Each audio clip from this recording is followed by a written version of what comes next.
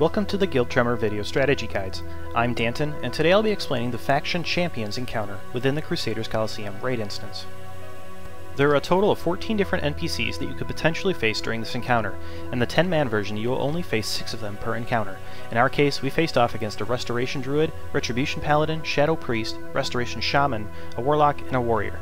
The Cloth Wearers had 322,000 hit points, and all other NPCs had 403,000 hit points. Threat drops randomly, and the NPCs are untauntable, so tanking is a bit difficult. It is advised to keep a single tank and have any off-tanks switch to their off-spec to help with DPS.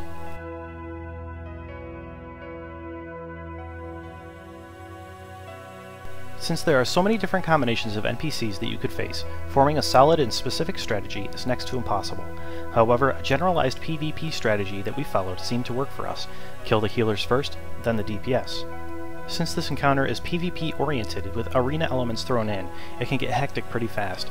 We chose to take out the Shaman first for a variety of reasons. First, the Shaman's heals are a bit more powerful than the Druids and can arc to nearby NPCs. Second, the Shaman can purge debuffs on other NPCs. Third, the Shaman can use Bloodlust or Heroism depending on which faction you're fighting. Taking this NPC out first is a definite blow to the overall heals being thrown out. We did run into a small problem with the Retribution Paladin using Hand of Protection on the Shaman, which caused them to toss a few heals out before we finally took him down. We then targeted the Druid and immediately started interrupting any and all heals she threw out. Without the Shaman's ability to heal as well, this went a bit smoother than before. Any heal over time spells were immediately dispelled by either our Priest or Shaman, and we attempted to keep the Druid's healing as controlled as possible. After this, it's generally the raid's choice on what to take out next, depending almost solely on the threat of the individual NPC versus the raid.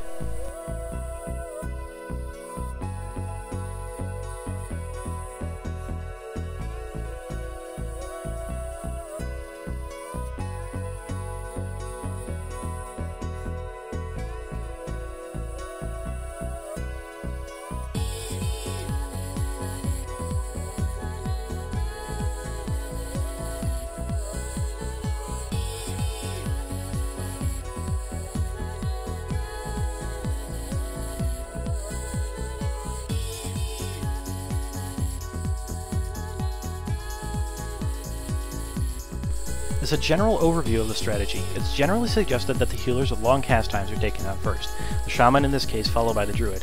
Of all the healers, the Shaman should be top priority and the Druid bottom priority. PvP-oriented spells and abilities should not be overlooked in this fight. Stuns and fears should be used liberally, although diminishing returns do take their toll in the fight. All classes that have heal-reducing abilities, such as a Rogue's Wound Poison or a Hunter's Aim Shot, should be used whenever possible to help control the NPC's healing. Crowd control is encouraged at the beginning of the fight, but as noted before with the Paladin's Hand of Protection example, the NPCs will help each other out and dispel or purge certain debuffs on them. Silence effects also work against the enemy NPCs. Players that are able to should also dispel as many debuffs on raid members as possible to help mitigate damage taken.